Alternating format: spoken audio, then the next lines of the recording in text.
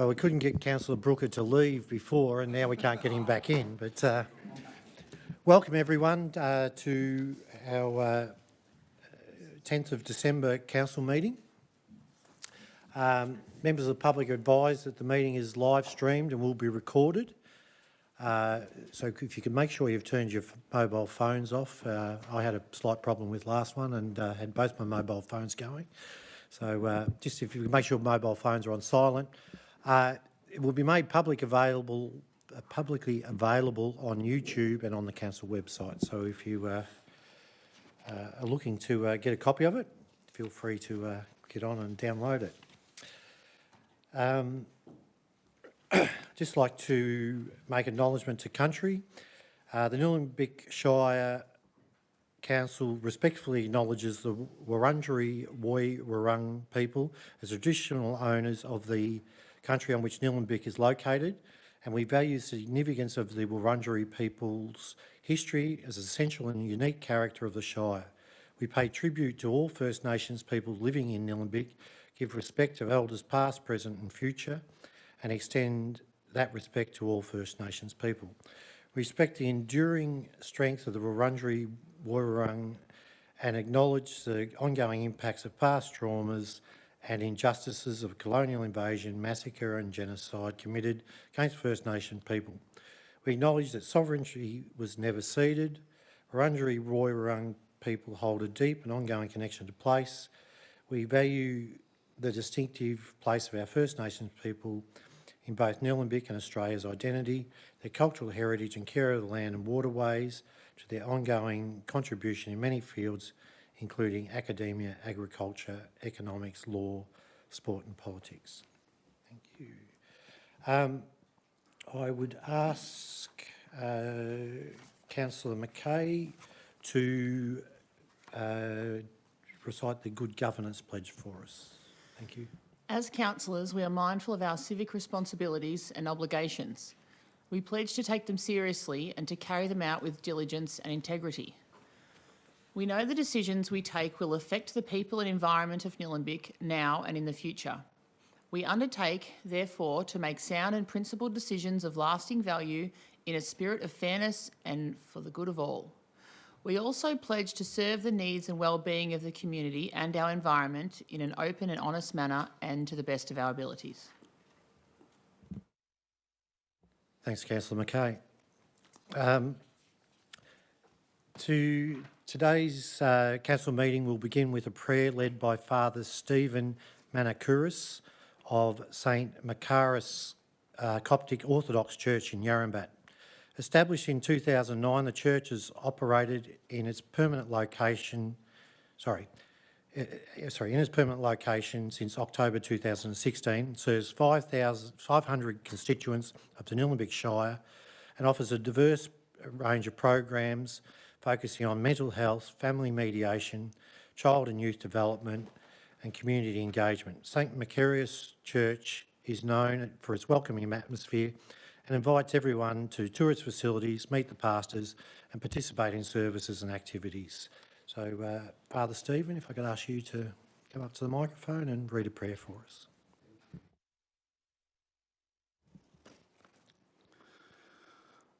I would like to begin by extending deep and heartfelt gratitude to the Mayor and the Council of the Shire of Nillumbik for your very warm welcome and kind invitation to lead in prayer over your council meeting this evening. On this occasion, I would like to share with you a prayer for a blessing on all the matters that are presented before you today. The discussion and the deliberation that you have regarding this, the decision that you make, and for a good outcomes concerning all these matters. Heavenly Father, we come before you today grateful for the opportunity to gather and to serve our community. We ask for your wisdom and guidance as we meet to discuss the important matters before us. Help us to make decisions that are just, compassionate, and for the greater good of all those we represent. Grant us hearts of humility and open minds, so that we may listen to one another with respect and understanding.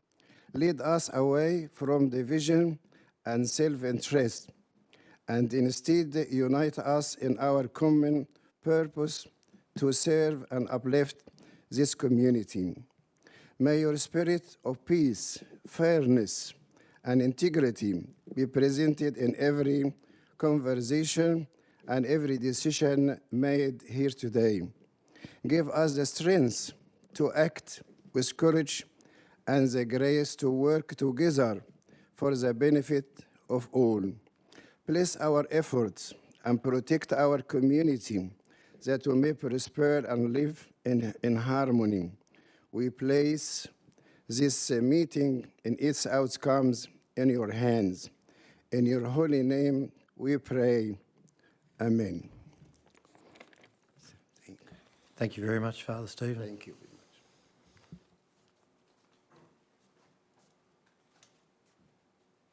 much. As all councillors are in attendance, we'll have no apologies. Any declarations of conflict of interest that anyone would like to no conflicts of interest? Thank you.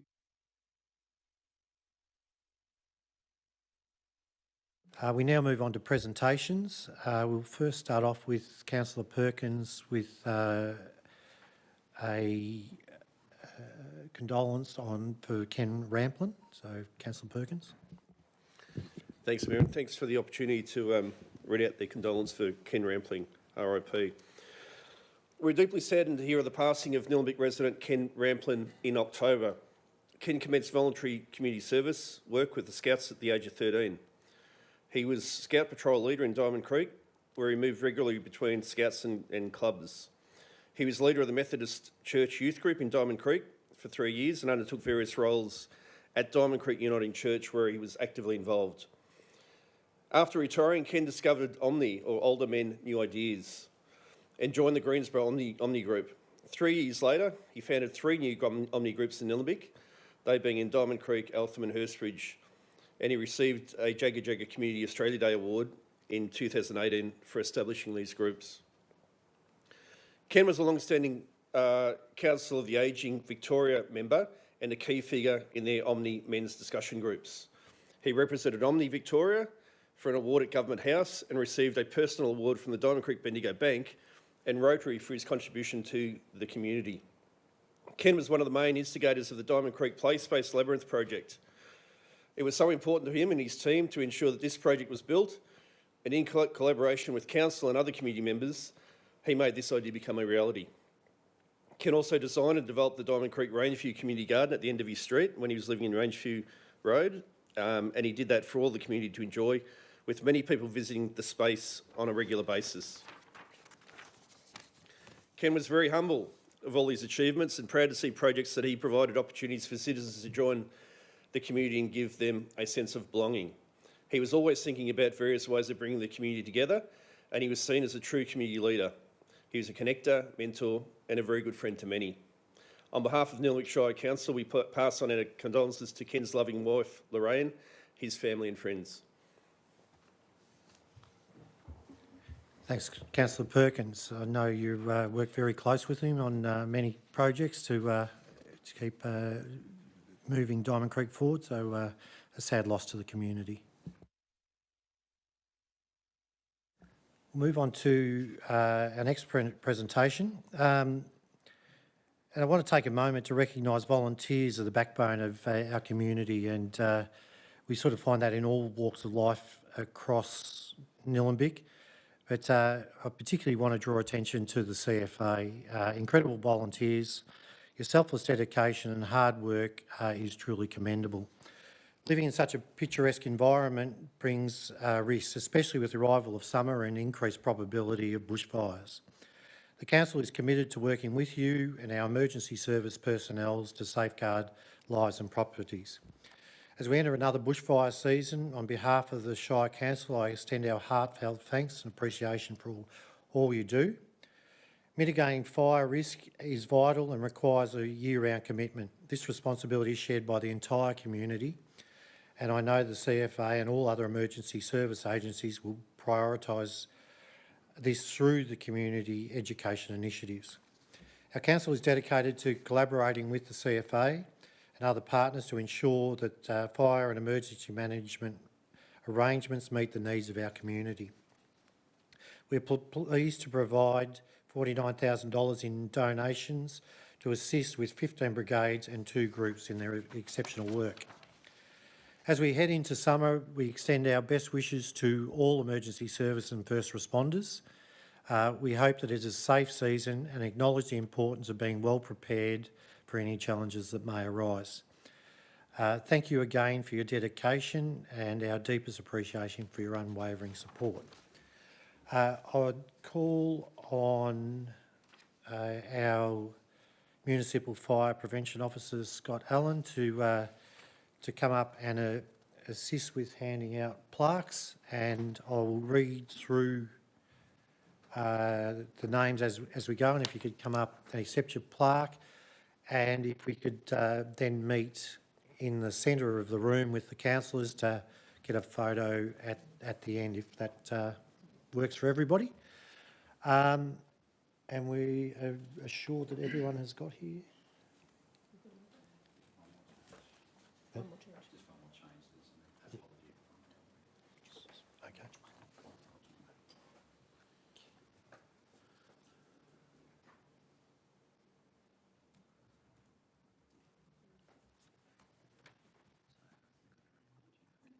Oh, Kinglake, sorry, I thought you said Kinglake. Sorry, we're looking for Ken, and it was Kinglake. We were not Ken Lake.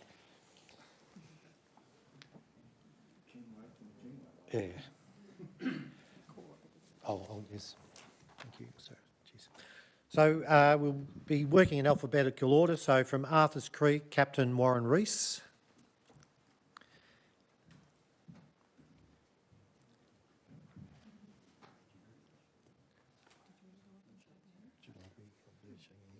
So I should be over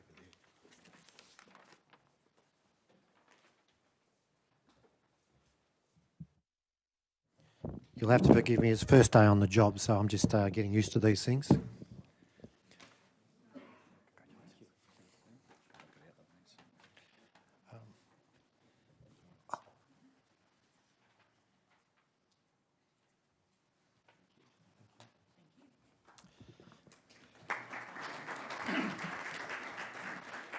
Christmas Hill Fire Brigade, Captain Michael Scroggy.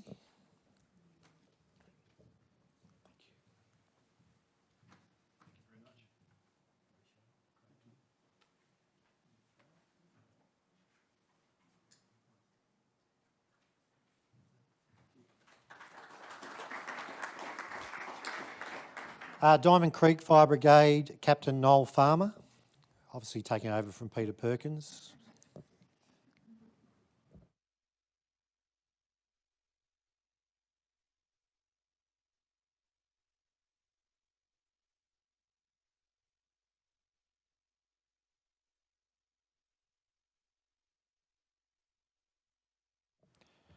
From Doreen Fire Brigade, Lieutenant Dave Slattery.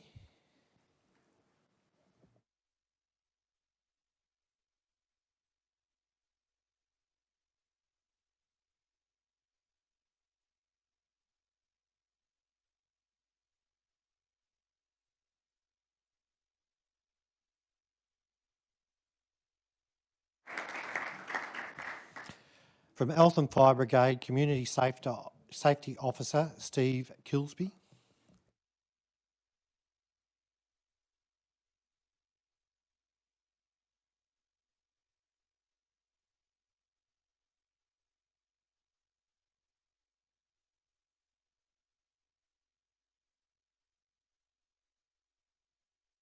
From Kangaroo Ground Fire Brigade, Captain Duncan Bucknell.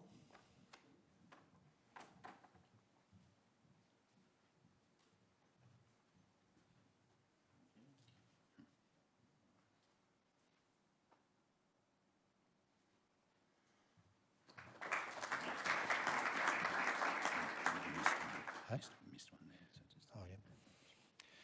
Just to see if you're on your toes, we're going to double back to Hurstbridge Fire Brigade. Lieutenant Bernard Daly. Normally Councillor Brooke is good at picking up these type of things, but...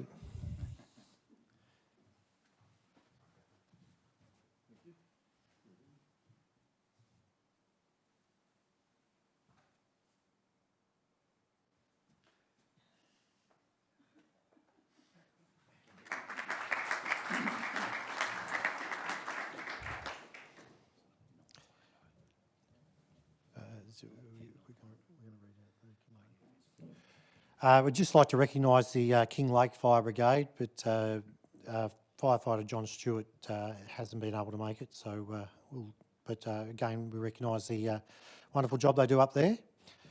North Warrandyte Fire Brigade, Captain Trent Buris.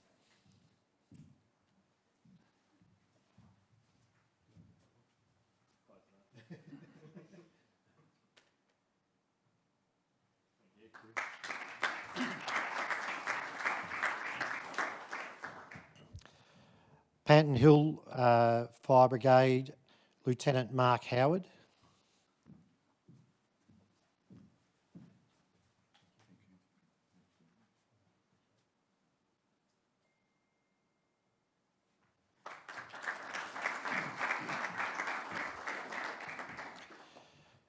Plenty Fire Brigade, Captain David Rumble.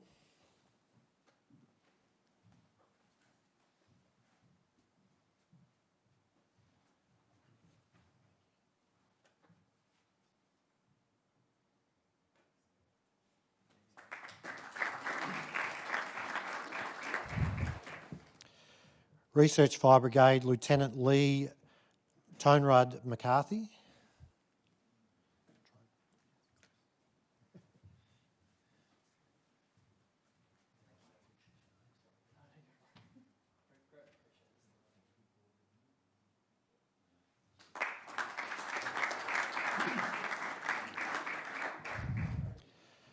St Andrews Fire Brigade, Lieutenant Jason Earl.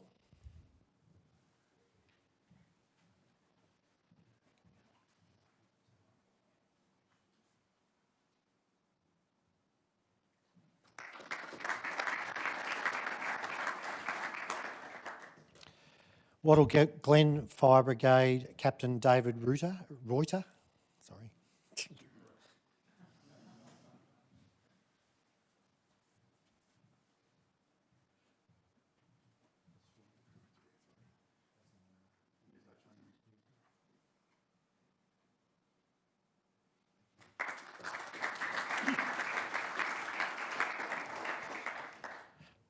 Again, we'll recognise the Yarrambat Fire Brigade. They haven't been able to get someone along today, but again, doing great work out in that area. The Whittlesea Diamond Valley Group, Deputy Group Officer Adrian Marshman.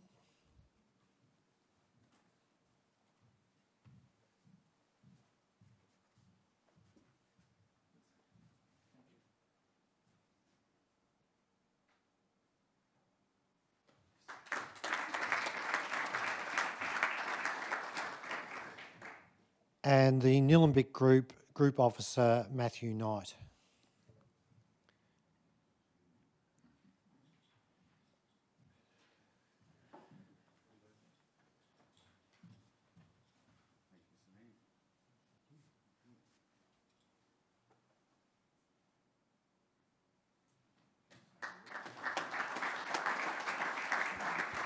I just ask Matthew to say a few words on behalf of all in attendance, and then we'll meet over here for a photo. No problem. Thanks, Mr Mayor. Firstly, I'd like to congratulate all the newly elected councillors, and we look forward to working with you. We can't thank, on behalf of all the brigades and the two groups, we can't thank the council enough for the support that you give us, especially our group, Nillumbik, with obviously the lease with the building. Thanks to Councillor Perkins for that. This money that you give us every year goes a long way in supporting our brigades. I know, especially with the two groups, we don't have great big revenue streams with the groups, so that contribution that we get allows us to maintain our vehicles, maintain small pieces of equipment, so we can't thank you enough. So thank you very much.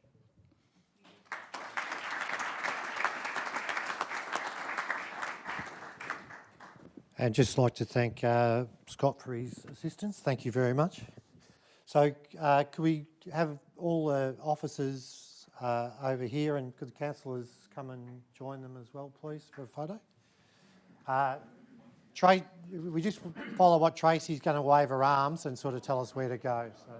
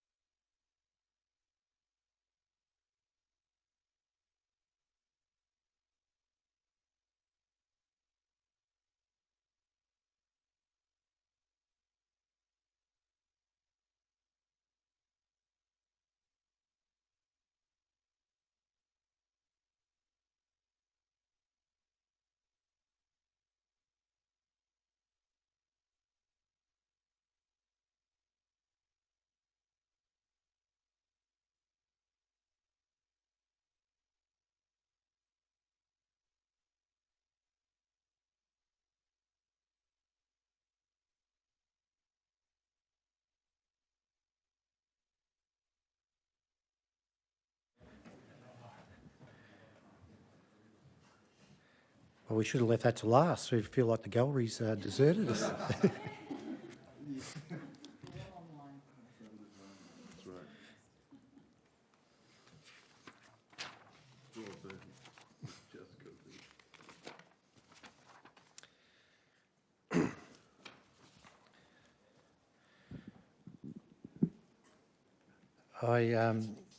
Next thing I would like, next presentation, I would like to recognise that we're coming up on the 15th of this month, or the 16th of this month, we're coming up to the 30th anniversary of the Shire of Nillumbik. If I'd have been thinking, I probably should have got Jim Connor from the Eltham Historical Society to do this, because the Eltham Shire formed back in 1871, and I think Jim was on the first council that was here, so no, that's a joke for those out there. Don't write that down as history, and it will show up in AI, I'm sure. But this week we celebrate the 30th anniversary of the Shire of Nillumbik Council. Sorry, the Nillumbik Shire Council. As a council, we trace our history back predominantly to two shires. The Shire of Eltham, formed on the 16th of April 1871, and on the 30th of September 1964, the north ward of the city of Heidelberg was severed off to become the Diamond Valley Shire. So with the merger of those two, which was brought about by the state government's restructuring efforts in December of '94, on Thursday the 15th of December, part of the former Shire of Eltham and the Shire of Diamond Valley, parts of Healesville, the city of Whittlesea were merged to form the new Shire of Nillumbik. Provisionally called the Shire of Montserrat, the local government board later changed it to the locally preferred Nillumbik. I've heard a few different stories of what it means, but I've heard it means platypus, but commonly we think it means shallow soil, so which is definitely what we do have around the place. Local newspapers reported the boundary restructure was met with shock and outrage, but over the years the community has grown and become very proud to be known as the Green Wedge Shire. Commissioners initially oversaw the Shire, with Nillumbik's first council being elected in 1997, and they returned briefly in 1998, and the new council was elected in March 1999. The population of From a population of 47,000, Nillumbik has increased by almost a third in the ensuing 30 years. Over the decades, the council has taken the lead on many issues and involved the community in decision-making and shown resilience in tough times. Major flooding has hit the Shire numerous times, and the 2009 will ever be known as for the devastating fires that hit the Shire on Black Saturday, and has had a lasting impact on our community. There's also been many achievements, far too many to mention tonight. It's been an incredible 30 years for the Shire, going from strength to strength. I'm very proud to be the Mayor as we celebrate this important milestone. Thank the community for their being so actively engaged and so constructively engaged over those years. I'd like to acknowledge the dedicated, hard-working staff and volunteers across those years. And as with the officers who are sitting around here, there's a lot of work gets done and goes unsung. And the same for our volunteers in the community. I'd also like to thank councillors past and present. 156 councillors served on the Shire of Eltham, 63 served on the Shire of Diamond Valley, and 47 have served on the Shire of Nillumbik. And we've got 7 very capable councillors here who are starting off in their term, in this term, and I'm looking forward to working with them and collaborating with the officers, community, and and carrying on the work that we are building on. Again, congratulations to all, and I look forward to seeing what happens in the next 30 years in this unique Shire we call Nillumbik. Thank you very much.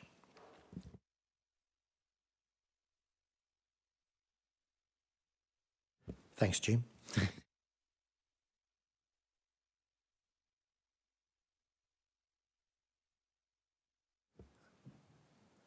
As we have no petitions, I will move on, As we are finished presentations, we're up to confirmation of minutes. I will call for a mover for accepting the minutes. Councillor Perkins. Thank you, Mayor. I'll move the motion as per the papers. Do I have a seconder? Councillor Brooker. Councillor Perkins, do you wish to speak? Yeah, just briefly, just an administrative thing here is confirming the minutes, and in the pre-meet we spoke about it, and I was identified as the only councillor, Nillumbik councillor on earth that's attended all these meetings, so it's probably appropriate that I move it, given that, 2 of the meetings were from the last council. So there was minutes of the council meeting held the 27th of August this year, and also the extraordinary meeting the 10th of September, and that was when that council endorsed their annual plan. And more recently, on the 25th of November, this council, we elected a new mayor and deputy mayor. So they're the 3 meetings, and there's a confidential meeting on the 27th of August as well. So, yeah, I've read the minutes. They're a true and accurate record of what went on, and happy to move that motion. Thank you. Thank you, Councillor Perkins. Councillor Brooker, would you like to speak? Yes, I would. Just a comment on one of the items in the meeting from the 27th of August. There is an update to that council resolution that was passed on that night.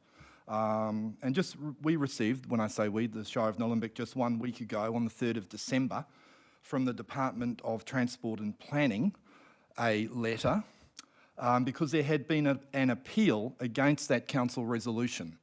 So that letter from the Department of Transport and Planning advised us of the outcome of that appeal. And that appeal was that the Nillumbik Shire did not consider objections to the name during its deliberations. And I'm referring to here is the name of Kirrip Park, the area immediately adjacent to us. So that Nillumbik Shire did not consider objections to the name during its deliberations, and 2, that the name did not reasonably conform to the naming rules. I'm happy to report that the Department of Planning and Transport have found that the appeal did not demonstrate either points 1 or 2 that I have just read out. So the name of Kirrip Park will be gazetted, and the 4 sub-names or sub-features of Kirrip Space, Kirrip Outdoor Recreation space, Kirrip Pavilion, Kirrip Recreation Area will be included in VicMap and VicNames, the Register of Geographic Names. Now, I would like to say that during the election campaign just concluded, this issue of Kirrip Park was raised frequently with me. Now, why that would be is kind of problematic, but I think it's possibly not a coincidence that a Herald Sun columnist and a host of a Sky News show claimed that 1, that the Civic Drive precinct already had a name, 2, that the name of Kirrip Park was virtue signalling, costing vast sums of money to the residents of Nillumbik. And whether you want to call that shoddy reporting, misinformation, or even something more sinister, you can work out why residents raised with me, specifically why 1, Nillumbik was spending $300,000 to rename the precinct, and 2, why Nillumbik Shire were renting the name for an ongoing payment. I was able to correct on the record and inform those residents that 1, Civic Drive is the name of a road. The precinct has never had a name, and so the proposal was to name the precinct, not to rename it, implying it already had a name. $300,000 was not paid for the use of the name Kirrip Park. 3, that the names have not been rented. There is no ongoing payment. The names, as just described, are for the ongoing use of the name, not for an ongoing payment. So the names are going to be used in perpetuity. Thank you. Would anyone else like to speak?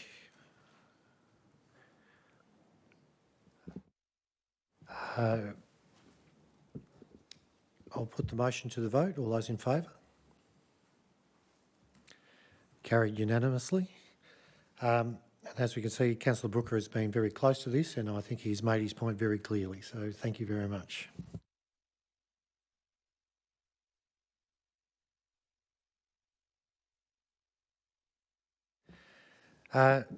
Sorry, I changed my own agenda and then forgot to do it. So we'll circle back.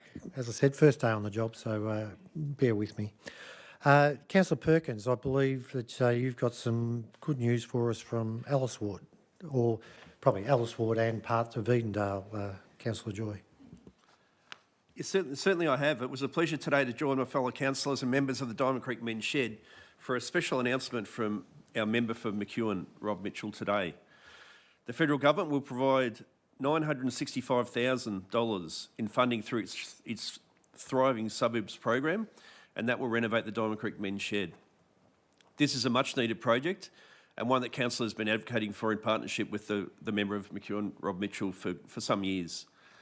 The current building is no longer fit for purpose due to significant growth in membership numbers, and this funding will enable council to comprehensively renovate and expand the existing facilities, and will also diversify the use of the space to cater for the needs of our broader community.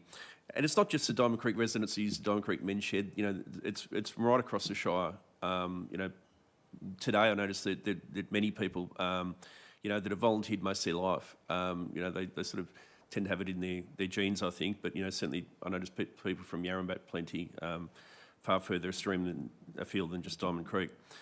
Importantly, council will match this funding dollar for dollar, and that was part of the grant criteria. So the works will include an expansion of the main hall to enable larger community group gatherings and events. There'll be an installation of modern accessible facilities, including accessible bathrooms and improved kitchen facilities to enhance usability for all community members. There'll be the creation of multifunctional spaces that can be adapted for workshops, educational programs and social activities, and they will support a wider range of community uses. There'll be enhancement of external areas to include green spaces and outdoor seating. They will promote environmental sustainability and social interaction. And council advocated for increased funding for the men's sheds, in its 2022 advocacy priorities, and more recently a November 2024 McEwen advocacy priorities document. So I think it's fair to say we also look forward to it's funded and soon to be built, the Hurstbridge Men's Shed. And that builds on men's sheds already at Eltham and St Andrews. It's a great program. The people involved, it does an enormous amount for them and also for their partners. Thank you. Thanks, Councillor Perkins. I know you've been pushing for that for quite a long time, so congratulations. Councillor Brooker, I believe you've got an announcement from the Blue Lake Ward. Yes, I do. I had the pleasure of being present for another announcement today from the member for McEwen, Rob Mitchell, where we received the exciting news that Council's other application through the federal government's Thriving Suburbs program, the redevelopment of the away change rooms at Yarrambat War Memorial Park, was also successful. So I think we call that 2 from 2. But Yarrambat War Memorial Park is home to the Yarrambat Junior Football Club and the Plenty Valley Cricket Club. Built in 1976, the current away change rooms at Yarrambat War Memorial Park are not in a state to support growing participation rates of women in sport. I was speaking to both, the president of the Yarrambat Football Club and the secretary of the cricket club down there today, and we talked about increased participation and women's teams there, and this new facility will have capacity for 4 different change rooms, so 4 different teams can use those at one time, and 2 people and another couple of teams playing. But the redevelopment of this facility will ensure it has appropriate infrastructure to provide equitable opportunities for players and umpires to participate.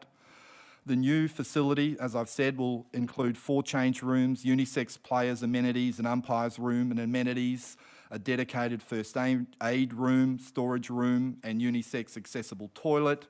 And they'll make Yarrambat War Memorial Park an even more valuable asset to Yarrambat and to the wider Nillumbik Shire. The project, as all of our projects do, and for our grant applications, aligned with our health and wellbeing plan, our fair access policy, our rec and leisure strategy, and even our climate action plan. So maybe there's going to be some LED lights and so on at this change room.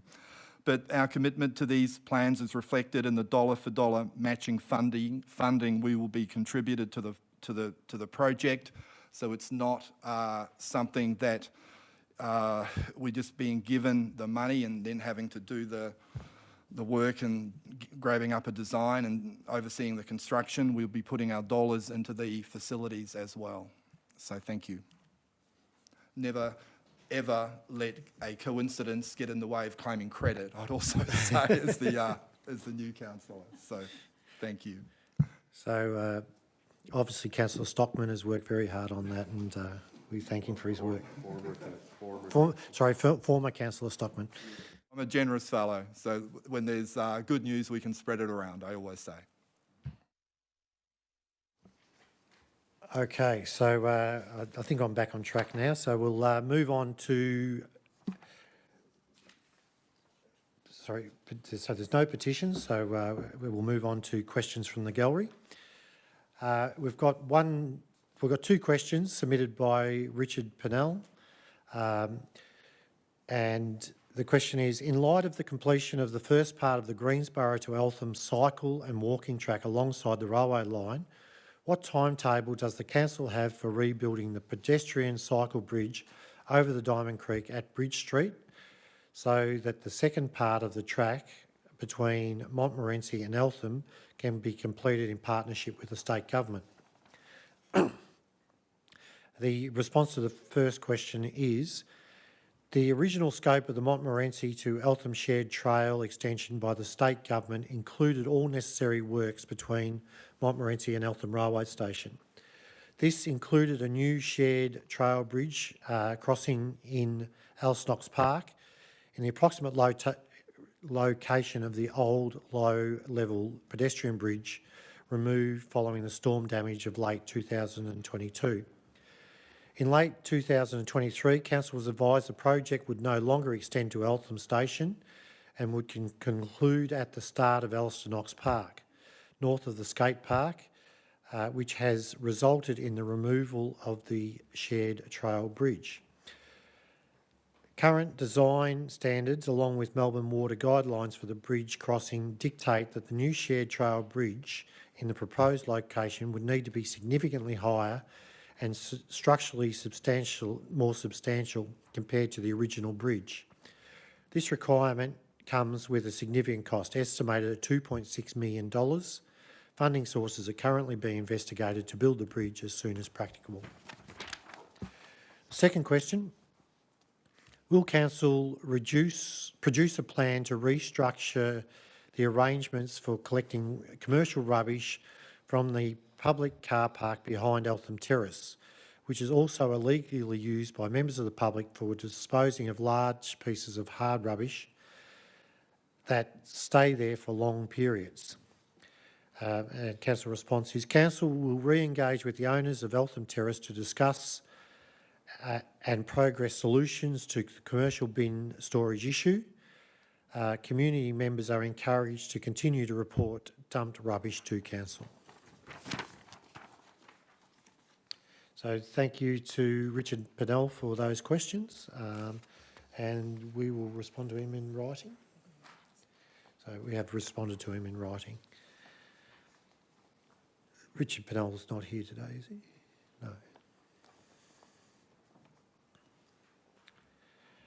No. We'll move on to reports from advisory committees. Do I have a move for the recommendation?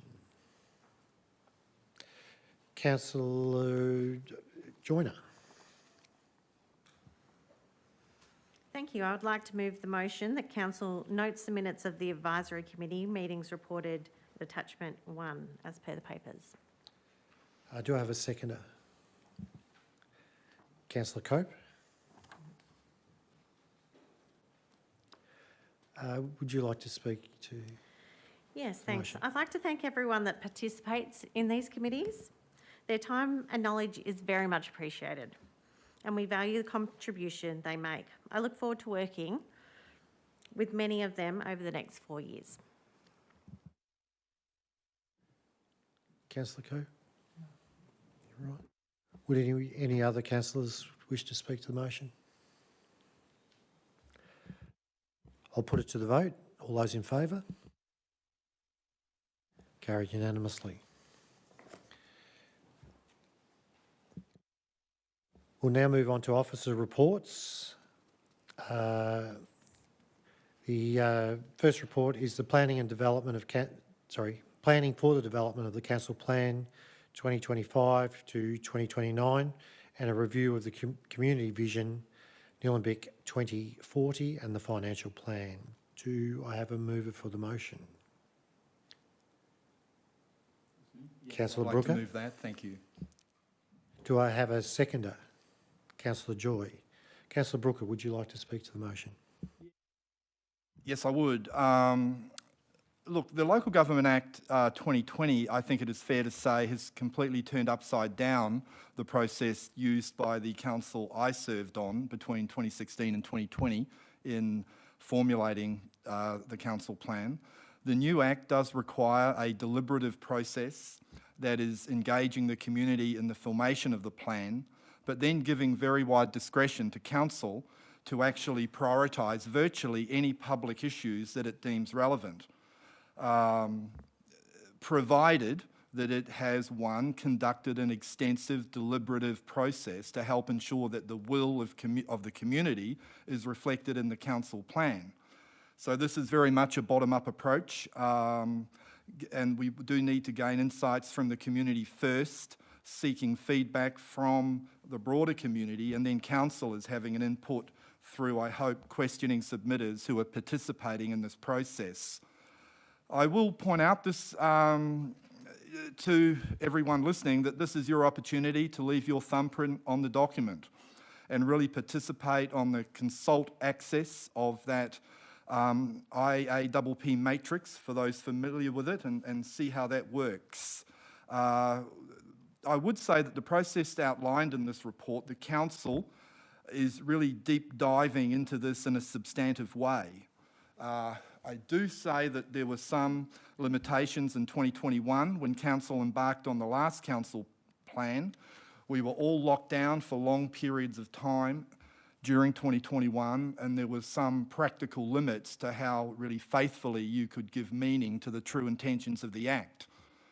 I have to say as well that it does seem to me that we have gone through already a kind of deliberative process. It's called an election. And anyone who wanted to find out anything about me, there was documents on my Facebook page, on a website, that had all of my policies, that had all of my issues. I covered rating, I covered revenues, I covered all sorts of things.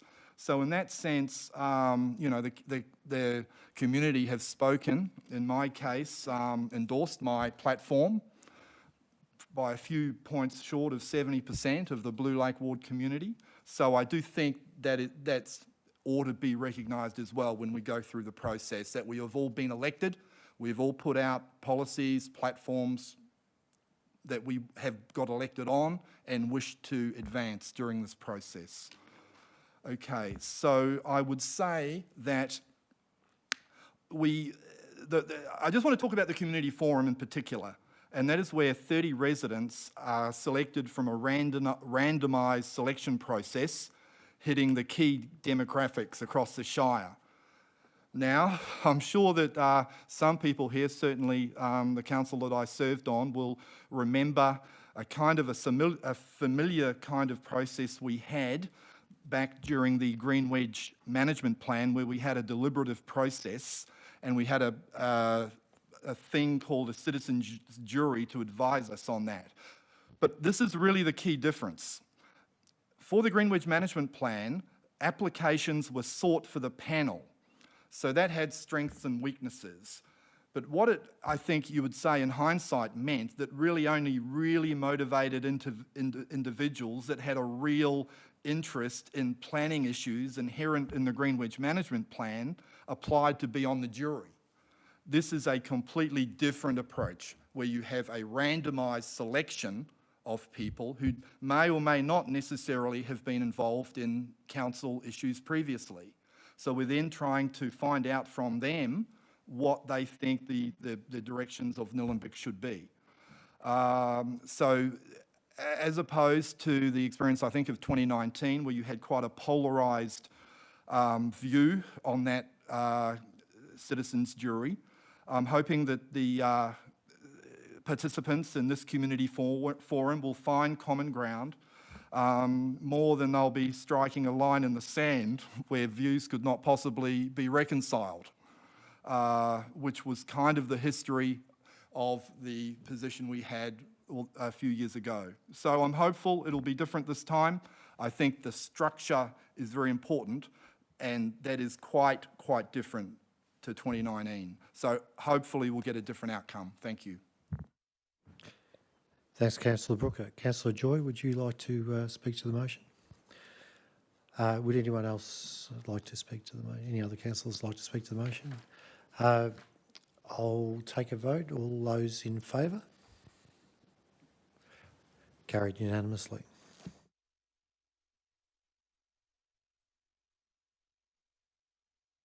We'll move on to the next report, which is Councillors' appointment to internal advisory committees.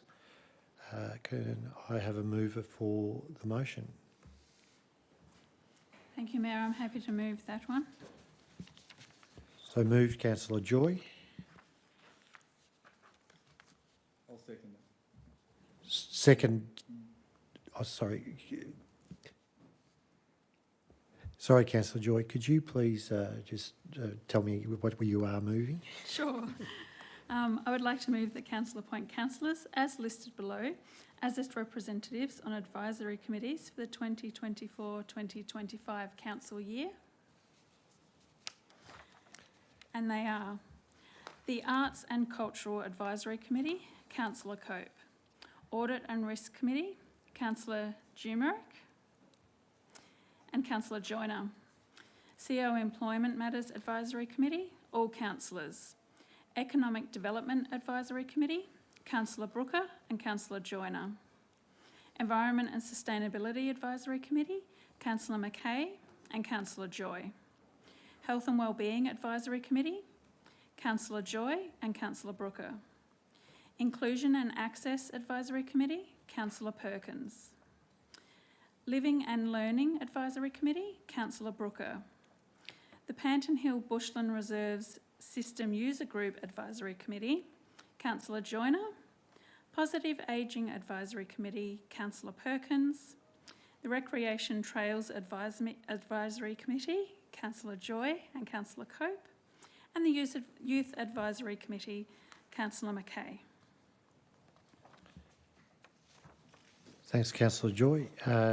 Councillor Brooker, given we now have a motion, are you still prepared to second? Yes, I'm still seconding that motion. Thank you. Councillor Joy, would you like to speak to the motion? Yes, I will, thank you. I just wanted to say that each of these committees provide important linkages between council and community, and council is grateful for all the members' input, and I personally am very excited to be involved with the Recreational Trails Advisory Committee. I'm pleased to see my mate Andrew Bakos here this evening. Also the Health and Wellbeing Advisory Committee and the Environment and Sustainability Advisory Committee alongside Councillor Mackay. Thank you. Thanks, Councillor Joy. Councillor Brooker, would you like to speak to the motion? Thank you, Mayor. Look, I would just say we're off to a very promising start this council in our allocation of job roles. That was not a really contentious kind of area, so we came and I think split the workload evenly. We were able to accommodate people who had particular interests in particular areas, so it went well. Thank you. Any other councillors like to speak to the motion? In that case, we'll take a vote. All those in favour? Carried unanimously. We'll move on to appointments to external organisations. Do I have a mover for the motion? I'll move the motion. Councillor Brooker. Okay. The motion is that Council appoints councillors as listed below as its delegates to external organisations for the 24-25 council year. And the external organisation, the Diamond Creek Traders Association, Councillor Joy and Councillor Perkins. The Eltham Chamber of Commerce and Industry, Councillor Dumarek and Councillor Joy. The Hurstbridge Traders Association, Councillor Joyner. The Outer Melbourne Councils, formerly the Interface Councils Group, is Councillor Dumarek. The Metropolitan Transport Forum, Councillor Joyner and Councillor Mackay as a proxy. The Municipal Association of Victoria, Councillor Joyner. The Nillumbik Reconciliation Group, Councillor Mackay. Nillumbik Tourism and Business, Councillor Cope. The Northern Alliance for Greenhouse Action, Councillor Mackay.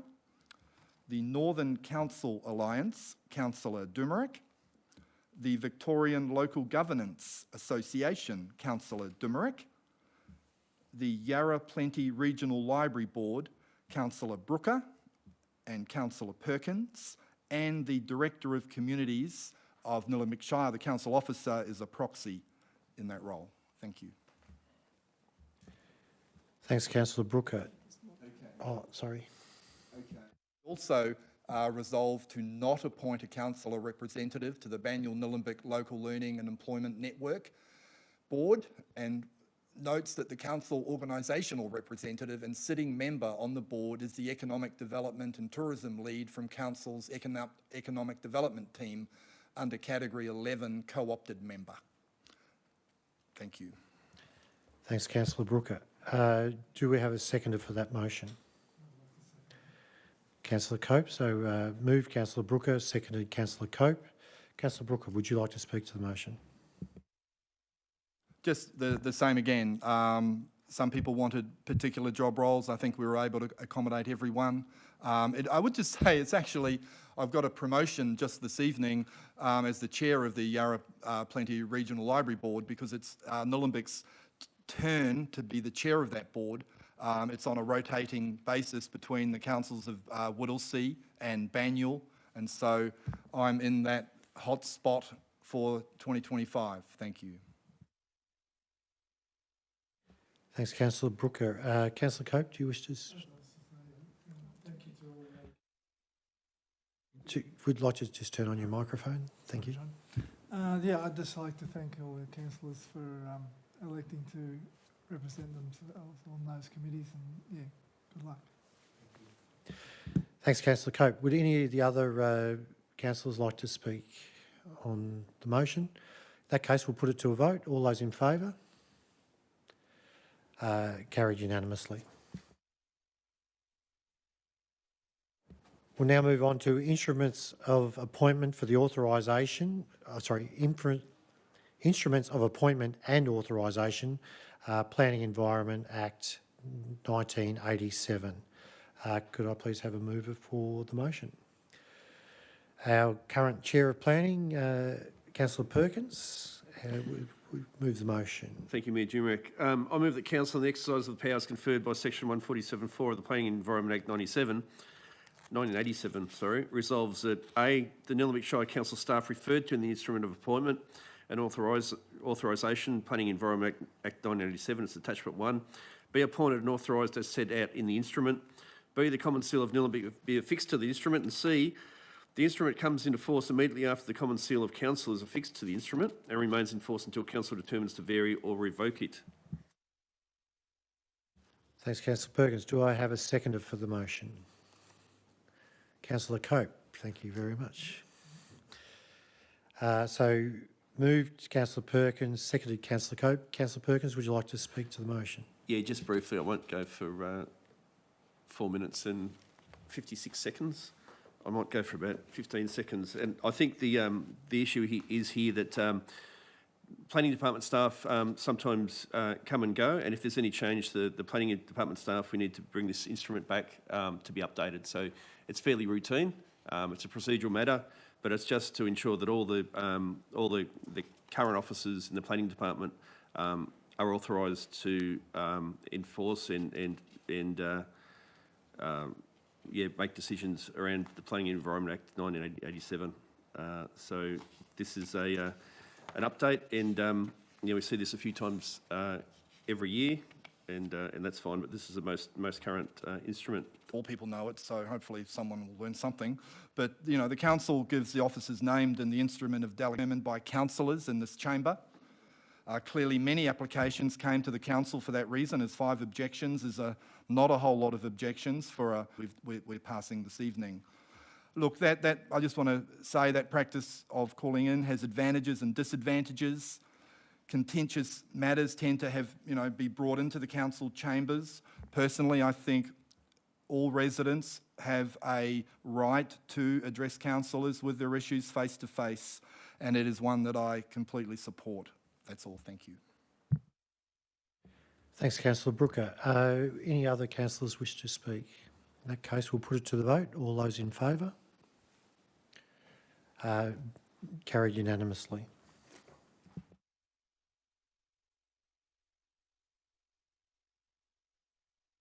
We'll move on to Neighbourhood Safer Places, the annual update.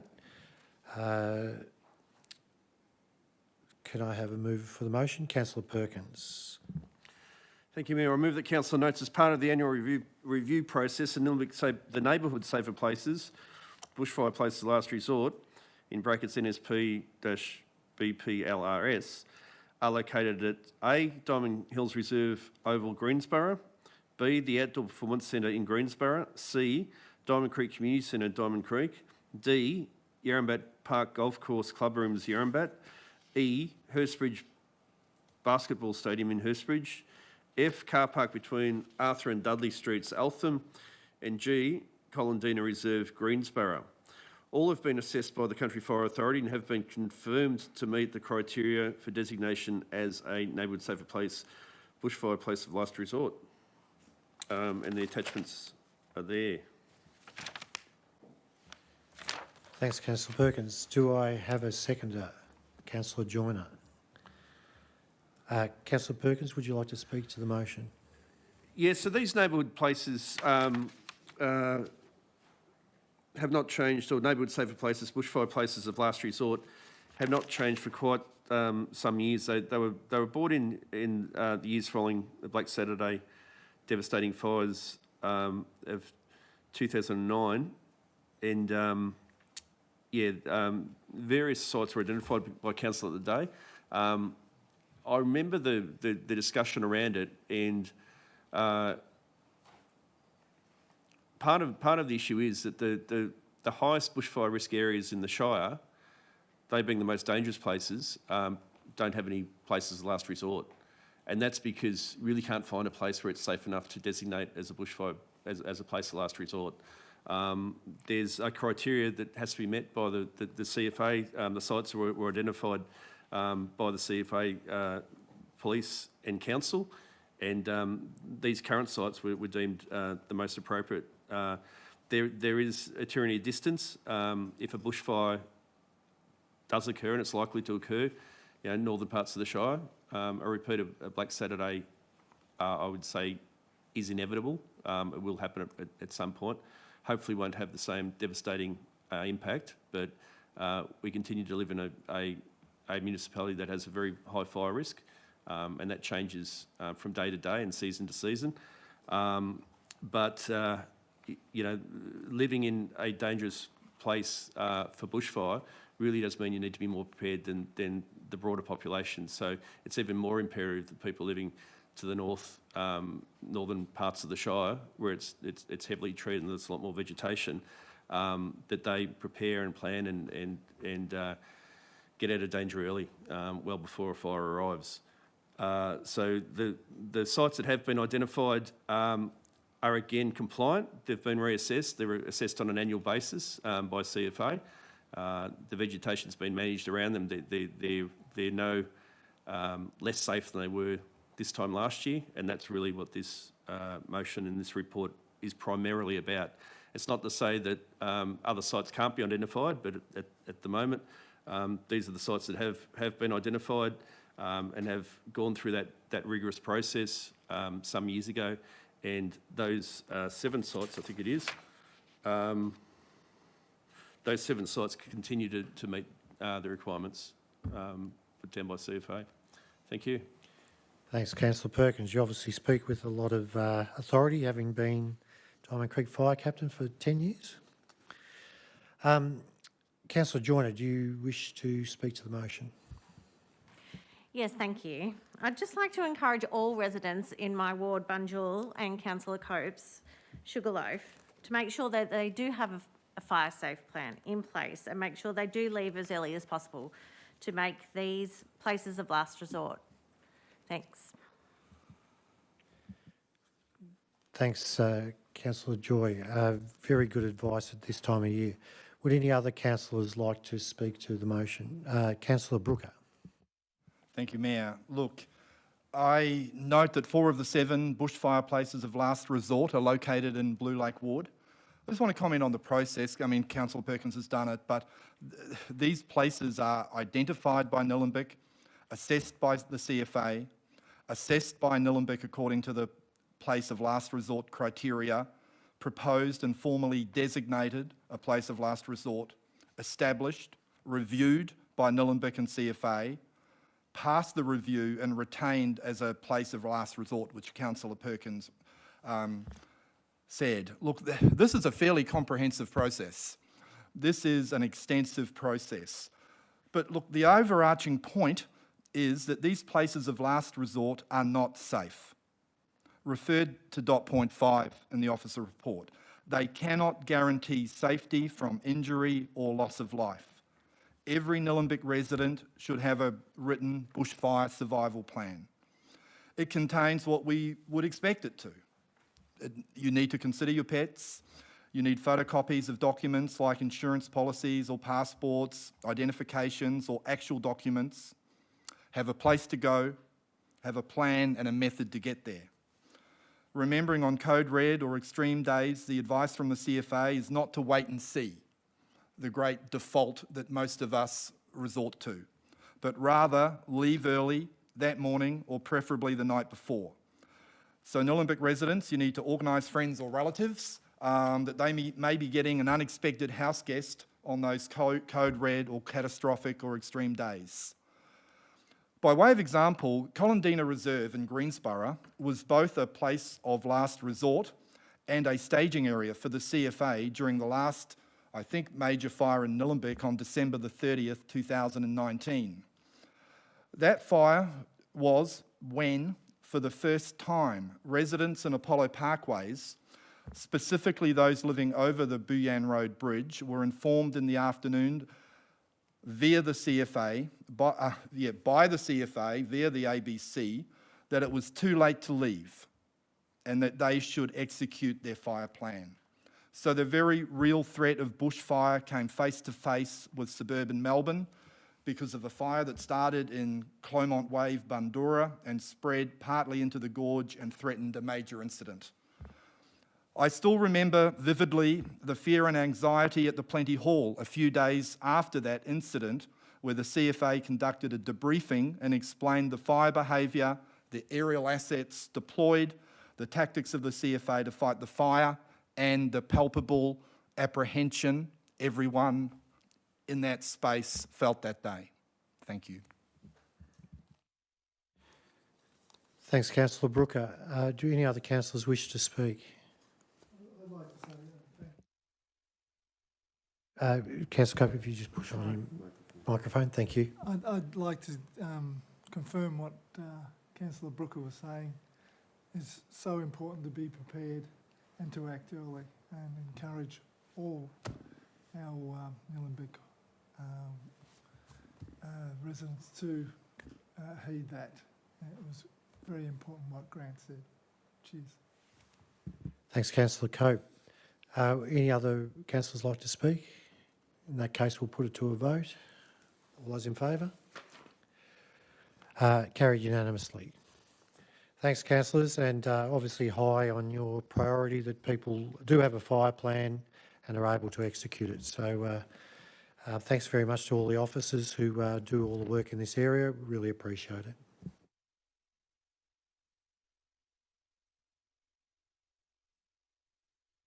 All right, we'll move on to a lighter subject. We've got tender reports for our place-based renewal projects, and we've got 6 sites for this report. Do I have a mover? Councillor Cope, if you could make your motion, please. Yes. The tender report contracts for 2425. Councillor Cope, it's all right turning your microphone on, but could you have it somewhere near you at the time it is on? Thank you. Okay. Right, should be right now. I'd like to make the motion that the tender report contracts for 24-25 11th place-based renewal projects for the 6 sites be accepted. The recommendation is that the council accepts the tenders submitted by the preferred tenderers for the total sum and enter into the following contracts. Number 2425 011 1. Total place-based renewal projects, and there's 5 sites. Awarded sites are Parry Reserve, Diamond Hills Reserve, Jacaranda Drive Reserve, Old Steed Road Reserve, and Lower Eltham Park Reserve. The term is 11th of December 24 to 1st of June 25, and there's a contract number 242501-1-2. Title is Place-Based Renewal Projects on one site. Awarded site is the Pitt Street Reserve, and the term for that is the 11th of December 24 to 1st of June 25. Thanks, Councillor Cope. All right. Sorry. Do I continue the recommendation? So we're taking the rest as per papers, or are you going As to? per the papers, please. Thanks. Do I have a seconder for the motion? Councillor Brooker. Do you wish to speak to the motion? No, as written. You've used up all yours. If I could get you to turn off your microphone. And Councillor Brooker, would you like to speak to the motion? Thank you, Mayor. I draw the public's attention to point 6. This is a project where the old equipment is being replaced with new equipment. So this is not so much a renewal piece, but a replacement piece.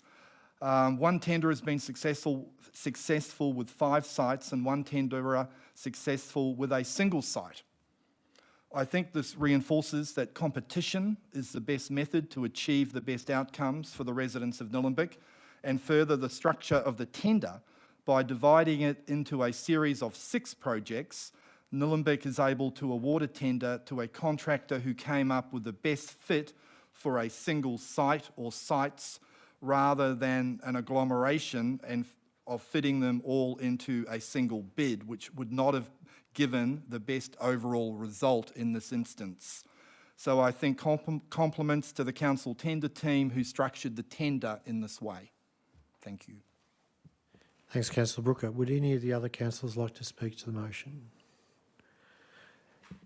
In that case, we'll put it to a vote. All those in favour? Carried unanimously.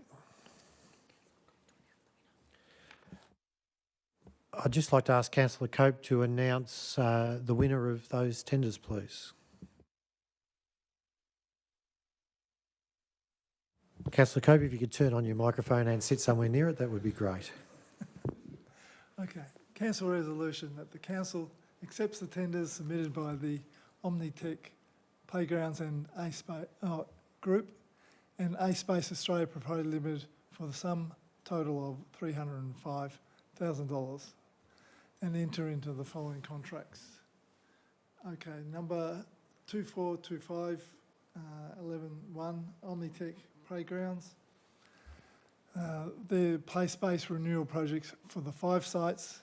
The awarded sites are Parry Reserve, Diamond Hills Reserve, Jacaranda Drive Reserve, Old Steed Road Reserve and Lower Eltham Park Reserve. The term for that is the 11th of December 24 to the 1st of June 25. Also, number 2425 11-2, A Space Australia Proprietary Limited. The title area being Play Space Renewal Projects on one site.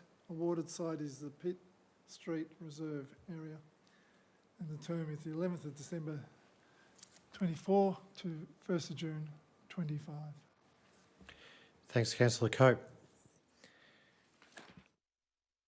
We will move on to the quarterly risk and safety report, September 2024. Do I have a mover for the motion?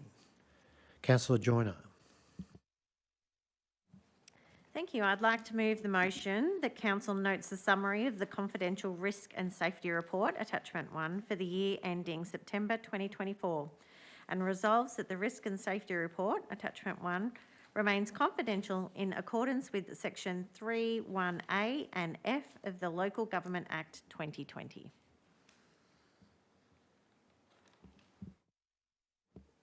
Thanks, Councillor Joyner. Do I have a seconder for the motion? Councillor Brooker. Councillor Joyner, do you would like to speak to the motion? Councillor Brooker, would you like to speak to the motion? Any other councillors like to speak to the motion? In that case, I'll put it to the vote. All those in favour? Carried unanimously.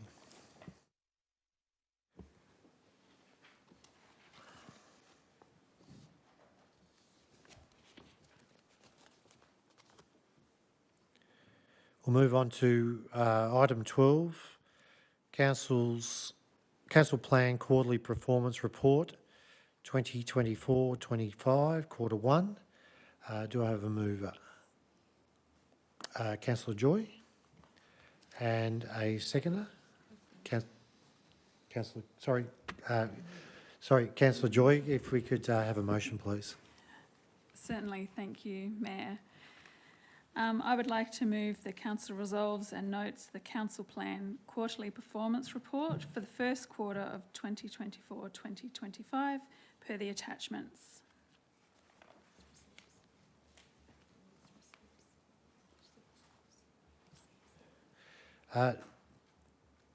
Councillor Joy, could I just confirm that you are happy to receive it rather than resolve it? Yes. Thank you very much. Do I have a seconder for the motion? Councillor Cope. Councillor Joy, would you like to speak to the motion? Yes, I will. Thank you. So just to note that of the 30 actions in the annual plan, 28 are on track, which is quite an outstanding effort. And the two that are either experiencing minor issues or yet to commence both pertain to the housing strategy and housing targets associated with state government work that we're waiting for further information on. The overall position reflected in this report shows that Council continues to make solid progress in delivering key actions in the Council plan.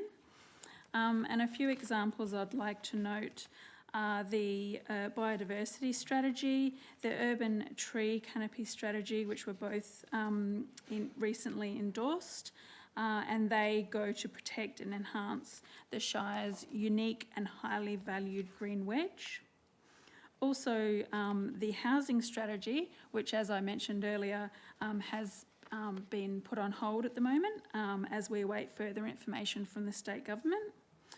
And importantly, the integrated transport strategy, which will promote more sustainable transport outcomes. Early in 2025, the new council will be working to develop the 2025 to 2029 council plan, which is a process that we're all very much looking forward to. Thank you. Thanks, Councillor Joy. Councillor Cope, any other councillors wish to speak to the motion? Councillor Brooker. Thank you, Mayor. Look, there's a lot to unpack in this report, so I'm just going to choose housing, which has been mentioned, because it's the area that I guess is getting a lot of public policy space at the moment, with various announcements from the state government. We've in the window, I think we call it, of some more announcements being made in the next few weeks about what the final targets from Nillumbik are. And so our housing strategy is somewhat on pause, waiting for those. But I would say that the council's submission or response to the initial targets the state government had for Nillumbik is on the council website. And in short, it does talk about the rather arbitrary target of 12,500 additional dwellings by 2050, which is more than double the housing rate Nillumbik have achieved up until this point. And the constraints around flood zones, urban growth boundaries, bushfire management overlays, topography, environmental significant overlays are all outlined in that report that limit Nillumbik's capacity to meet those state government targets. So there's going to be a lot more said on this issue in the months ahead. Thank you. Thanks, Councillor Brooker. Any other councillors like to speak to the motion? We'll put it to the vote. All those in favour? Carried unanimously.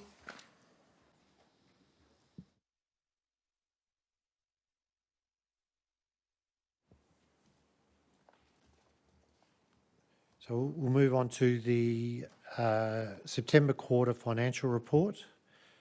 Could I have a mover for the motion? Councillor Mackay. Thank you. I move that Council receives and notes the financial report for the period ending 30 September 2024. And do we have a seconder for the motion? Councillor Joyner. Councillor Mackay, would you like to speak to the motion? Just briefly to say thank you to the finance team for providing this very detailed report. Thank you. Councillor Joyner. Any other councillors like to speak to the motion? Councillor Brooker. Thank you. There's a lot of statistics in a financial report, and it's all incredibly fascinating to read. But further to what I've just been commenting about, one of the items in that financial report is that the additional rateable properties in the report in this quarter was 23. Now, if you do the maths on that and I've done it, that makes an annual number of additional rateable properties for Nillumbik of 92. And if we look at the state government housing targets, they're saying 480 per year is to meet the target of 12,500. So we're somewhat under achieving when you look at it like that, and I think that's probably for the reasons that I've just said. So it's somewhat, so the point needs to be made that, Nillumbik does not build houses, it grants permits for houses. David Clark, the former now president of the MAV, was quoted in the media as saying that councils had approved something like 70,000 odd planning permits that had not been acted on in the 2-year window when October 2024 commenced. So that was around half of the state government's target of 80,000 houses per annum. So the problem is not a council approval problem, it is a construction problem. It is a supply chain problem. It's some other unspecified problem, maybe of finance, of getting banking approvals, but really just reinforcing the fact that councils are only one part of the entire house building industry. That was all. Just to say, I thought there were some fun facts in this report as well. $62,000 container deposit refunds. So it's not just residents going up to those container deposit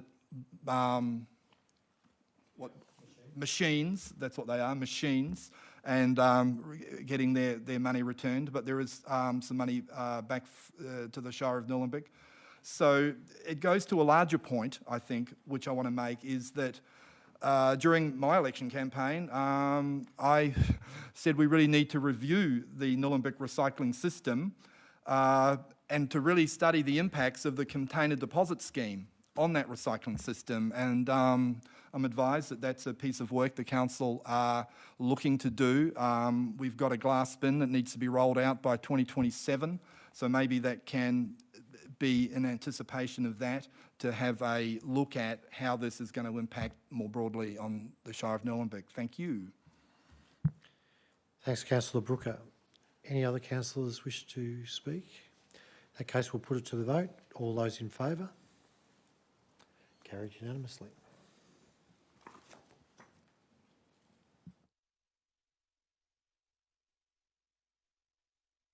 We'll move on to the last of the officers' reports, which is the informal meetings of councillors and the record of the informal meetings. Could I have a mover, please? Councillor Perkins. Councillor Perkins. Thank you, Mayor. I move that Council, in accordance with item 20 of Council's Governance Rule, meeting procedures, receives the informal meetings of councillors' records from the meetings held, and that's in attachment 1. Thank you. Thanks, Councillor Perkins. Do I have a seconder for that motion? Councillor Joy. Councillor Perkins, would you like to speak to the motion? Very briefly, the night's dragging on. I won't speak for very long, and it's a good motion. Thank you. Councillor Joy, would you like to speak to the motion? Any other councillors like to speak to the motion? Okay, so we've moved Councillor Perkins, seconded Councillor Joy. All those in favour? Carried unanimously. As we don't have any notices of motion, any delegates' reports, any supplementary or urgent business, any confidential reports, I'll call this meeting closed at, we'll wait for 3 seconds, at 8:27. So thank you very much for all the gallery for attending. Thanks for those who are viewing out there in TV land. And thank all councillors for their work and all officers for their reports and for their work to bring this council meeting to you. Thank you very much. Cheers.